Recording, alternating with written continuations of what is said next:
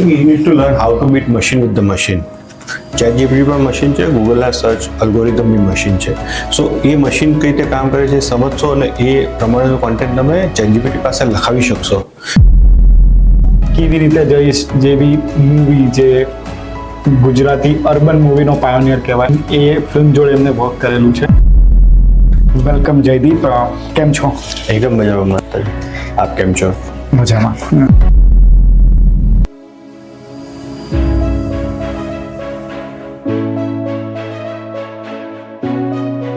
આ સિરીઝમાં આપણે એન્ટરપ્રેન્યોર્સ, બિઝનેસ ઓનર્સ અને ડિફરન્ટ પર્સનાલિટીને મળીશું. ડિજિટલ માર્કેટિંગનું એક મિથ જે તમે તોડવા માંગો છો. સો ડિજિટલ માર્કેટિંગ એવું છે, બહુ બધા પૈસા ખર્ચવા પડે છે એવું જરૂરી નથી. તમે સારી સ્ટ્રેટેજીથી બી રિઝલ્ટ લાવી શકો છો. કોફી કે ચાય? સોરી, આ ક્વેશ્ચન પૂછવા જેવો હતો.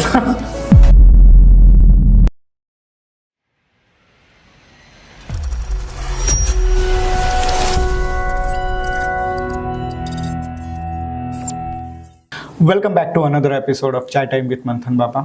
આ સિરીઝમાં આપણે એન્ટરપ્રેન્યોર્સ, બિઝનેસ ઓનર્સ અને ડિફરન્ટ પર્સનાલિટીને મળીશું. એમના બિઝનેસ નોલેજ વિશે જાણીશું અને how we can utilize that knowledge to gain our business, એના વિશે વધારે ઇન્ફોર્મેશન મેળવીશું.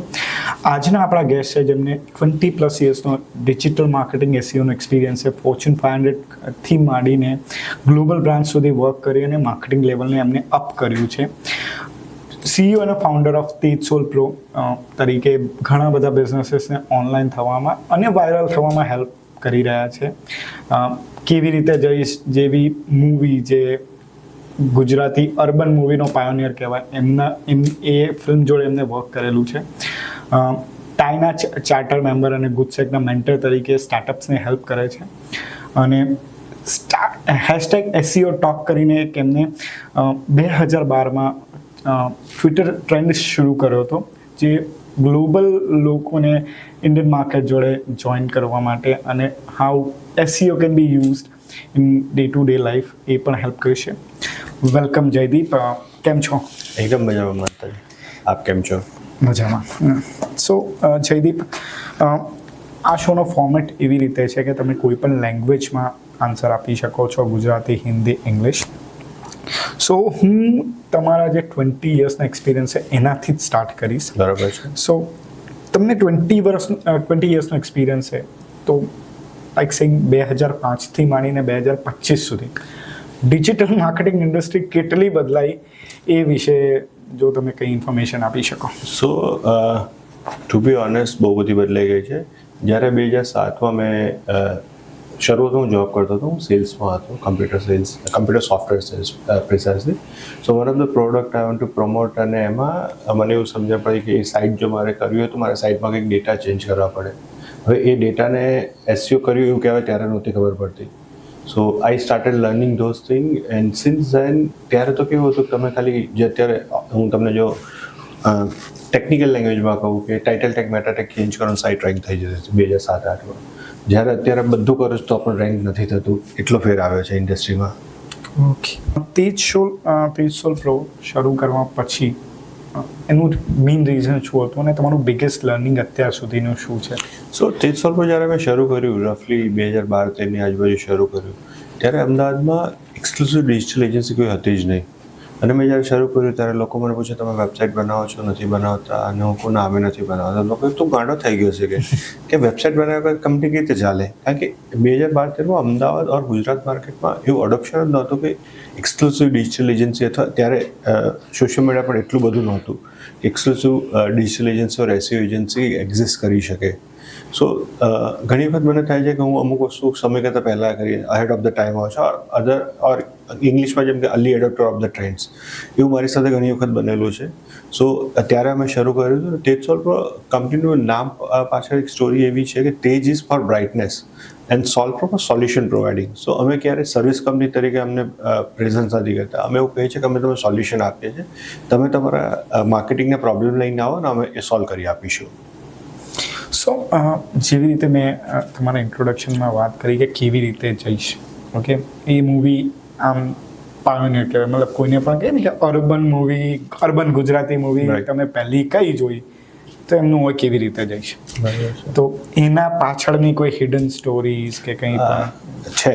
હિડન સ્ટોરી ઘણી છે. એમાં તમે આજની તારીખે જેનો ફેસબુક પેજ જોશો તો એમાં એક ટાઈપો છે કે એમાં Lalo the character of the movie એવું કહે છે કે હું યુએસ જઈને કરીશ KFC khakhra fafda chevdo. So that was the meme. Again જેમ હું તમને કહું ahead of the time or early adapter. અત્યારે દુનિયા કહે છે કે મીમ ઇઝ ઇન થિંગ. અમે આજથી લગભગ 10 વર્ષ પહેલાં મીમ એમાં વાપરેલા હતા. સો મીમમાં છે ને ફાફડાનો સ્પેલિંગ ખોટો છે. તમે આજની તારીખે જઈને જોશો એ પેજ તો તમને ફાફા ફા દેખાશે, ફાફડા નથી. અને એ પોસ્ટ થઈ ગયું પછી લગભગ 1.5 મિનિટ પછી રિયલાઇઝ થયું. સો મેં અભિષેકને ફોન ઉપાડી દીધો. અભિષેક આવો લોચો થયો છે, શું કરીશું? ઈ સે શું છે reaction? I said odd 100 likes અને લગભગ 10-15 કોમેન્ટ્સ આવી ગઈ છે એક જ મિનિટમાં. તો કે લોકો સમજી ગયા છે આપણે જે મેસેજ કન્વે કરવા માગે છે. સો આજની તારીખે ત્યાં એક ખોટું સ્પેલિંગવાળો છે, પણ the marketing is all about તમે તમારો ઇમોશન, તમે તમારો મેસેજિંગ જો પ્રોપર કન્વે કરી શકતા. હું એવું નથી કહેતો ટાઈપો હોવો જોઈએ, પણ જો ટાઈપો હોય અને તમારી બ્રાન્ડ સ્ટ્રોંગ હોય, તમારું કમ્યુનિકેશન સ્ટ્રોંગ હોય તો લોકો સમજી જાય છે. એટલે આ જયદીપ બાબાની કોઈ ટ્રીક નથી ને વાયરલ કરવાની? ના. કે લોકો આવીને કમેન્ટ કરે અને ધેટ ગોઝ. ના, અત્યારે લોકો એવું શીખે છે કે કોમેન્ટ્સ કરવાથી વાયરલ. ત્યારે 10 વર્ષ પહેલાં તો કોઈને ખબર જ નથી. ત્યારે નેશનલ એન્ગેજમેન્ટ જ એટલું હાઈ હતું. ને આઈ થિંક 10 વર્ષ પહેલાંની જો વાત કરીએ તો એવું એક મતલબ SEO ટ્રેન્ડ એવો હતો કે ગેટ ધ બેકલિંક, મતલબ ડિરેક્ટરી લિસ્ટિંગ કરી દો ને તમારી સાઇટ અપ આવી જશે, which is being very difficult this days to get ahead of. So તમારા clients India, US, Australia, Dubai બધે જ છે. તો તમે આ બધી જ માર્કેટમાં ગૂગલમાં રેન્ક કરવામાં તમને કોઈ તકલીફ પડે? મતલબ બિકોઝ ગૂગલના અલ્ગોરિધમ ડિફરન્ટ છે બધી જ કન્ટ્રી માટે. સો એ ડિફરન્ટ કરતાં ઘણી વખત તો ઓસ્ટ્રેલિયાના હિસાબ સવારે વહેલું ઉઠવું પડે, યુએસના હિસાબ રાત્રે મોડું સૂવું પડે, એ પણ તકલીફ પડે છે.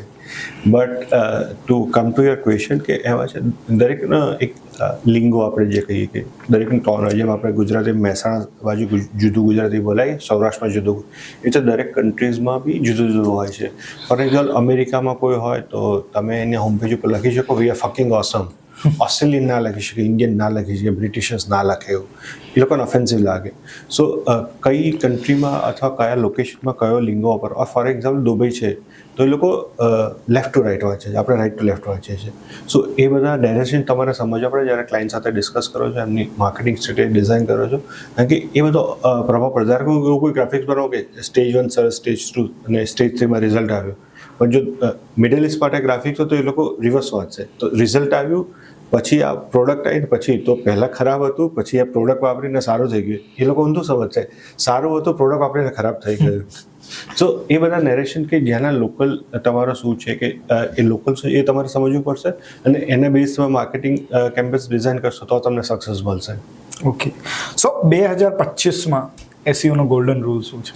2025માં SEOનો ગોલ્ડન રૂલ બહુ સાચું કહું તો કંઈ ના કરો.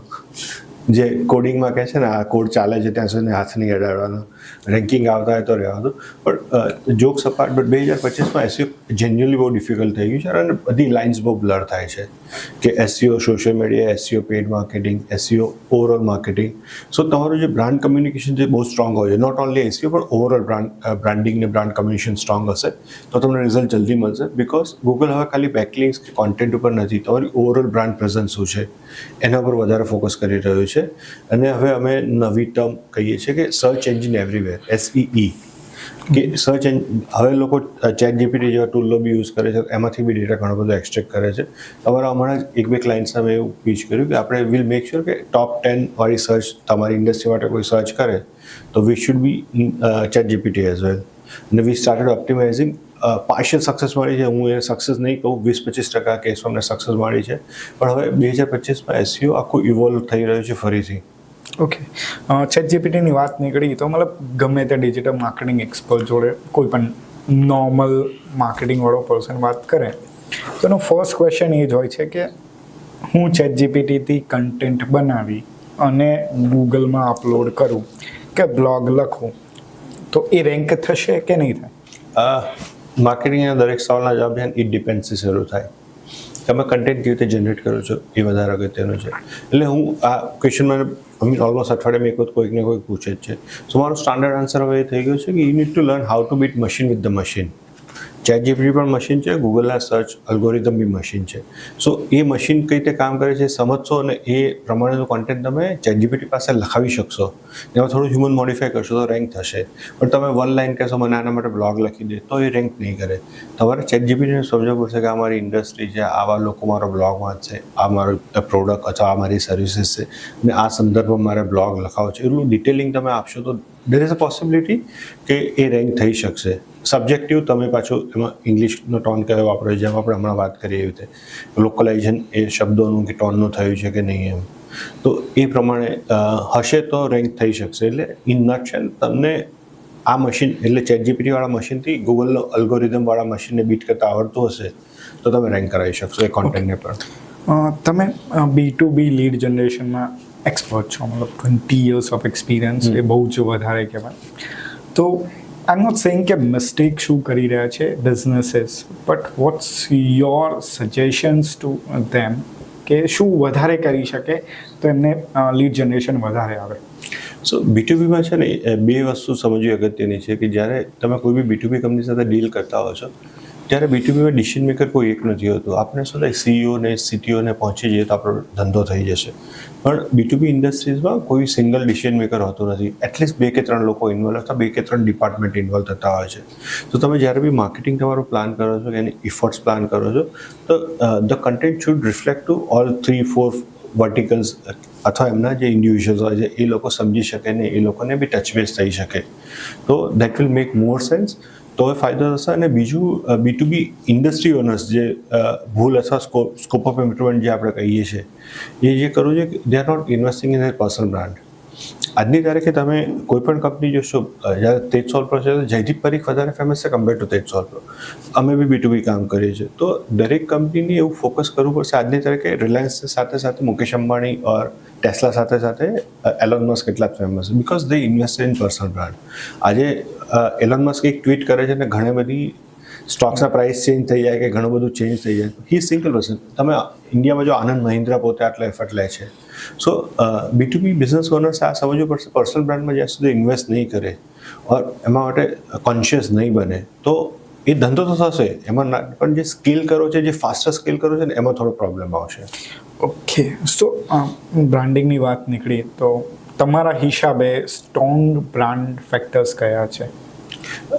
હું એવું કહીશ કે જે કસ્ટમરને તમારી બ્રાન્ડ સમજે પડી જાય દેટ ઇઝ સ્ટ્રોંગ. એટલે એનું કોઈ બહુ આપણે બુકવાળી ડેફિનેશન પાસે જઈશું ને તો એ બહુ બધું છે એના બહુ બધું ડિસ્ટર્બન્સ આવી ગયું છે due to this new era. હવે AI અને ડિજિટલના એરામાં અમુક ફંડામેન્ટલ પ્રિન્સિપલ્સ ચેન્જ થતા જાય છે. પણ ઓવરઓલ તમારું કમ્યુનિકેશન સ્ટ્રોંગ હોય, તમારો મેસેજ સામેની બ્રાન્ડ સુધી પહોંચી શકતો હોય તો that is the best branding, that is the best marketing I can say. પણ એઆઈની એજમાં હવે મતલબ કે ફોર એક્ઝામ્પલ પહેલાં એવું હતું આજથી 2015-16-17માં કે જયદીપ બાબા એક આર્ટિકલ લખે લિંક્ડઇનમાં, ઇટ ગોઝ વાયરલ બિકોઝ જયદીપને નોલેજ છે, Jaydeep is having a knowledge, જયદીપે મહેનત કરી છે, લખ્યું છે અને આર્ટિકલ લખતા ઘણી વખત 1 દિવસ પણ થાય, ઘણી વખત 2 દિવસ પણ, including research. I am not talking about the writing the words but including a research. હવે આજની એજમાં બધા જ કન્ટેન્ટ રાઇટર બની ગયા. એગ્રી.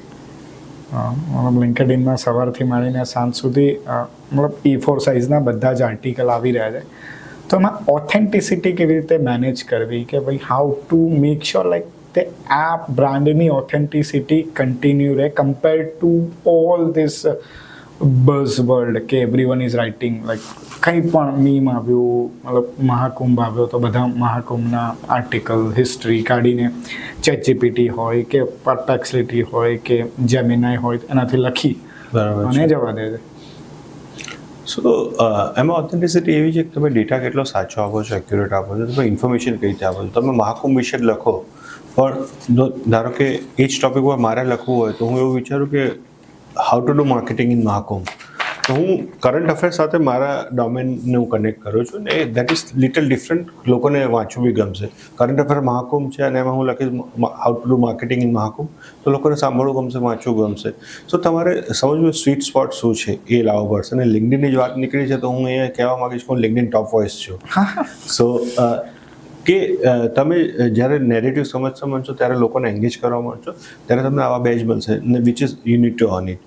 તો આવા બધા બેચીસ એવી રીતે મળશે જ્યારે તમે વસ્તુ સમજો છો અને ડેપ્થમાં જવાની ટ્રાય કરો છો.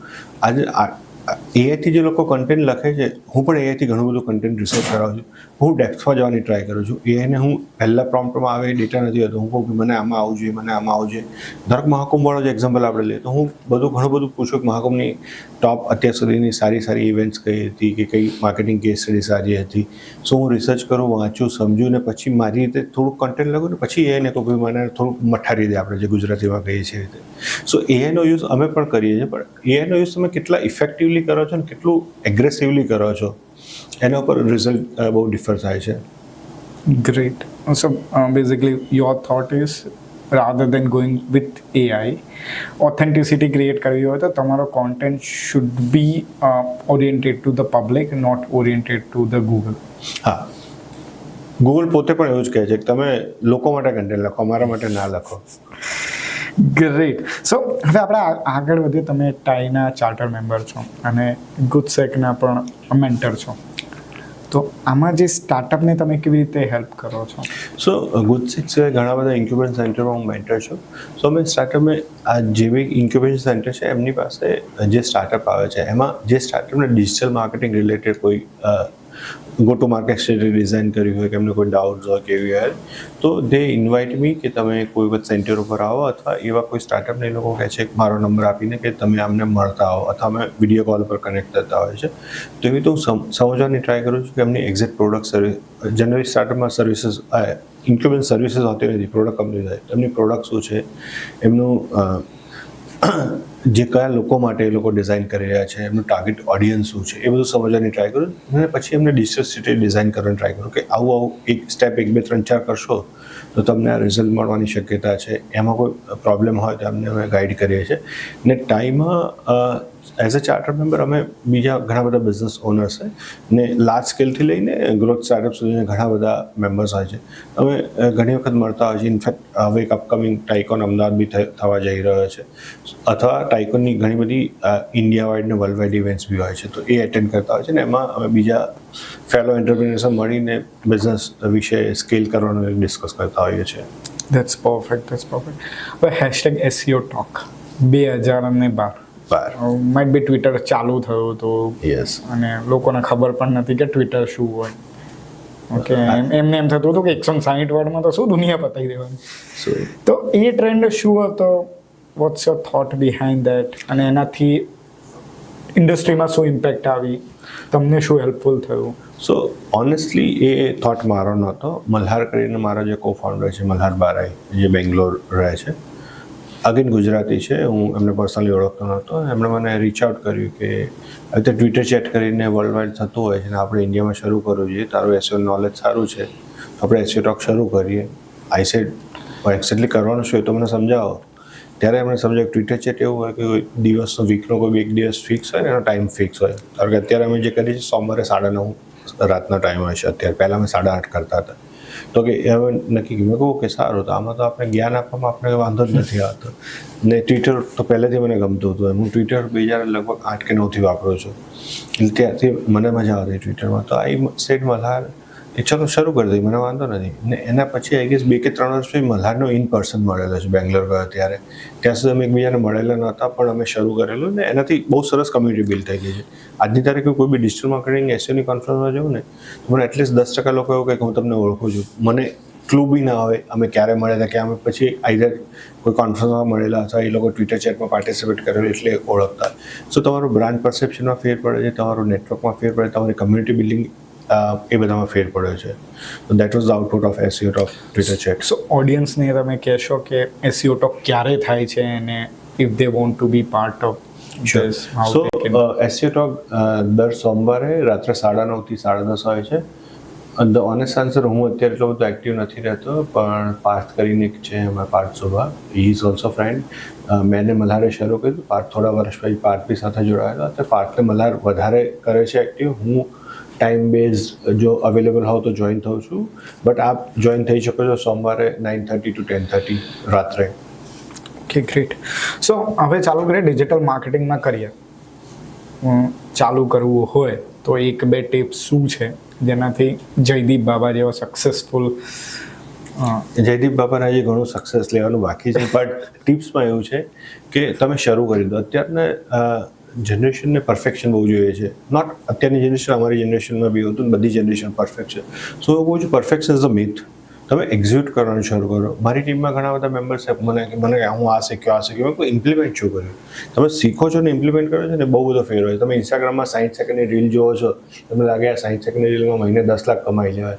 તમે ટ્રાય કરો, તમને 3 દિવસ સુધી ક્લુ બી નહીં મળે શું કરવાનું.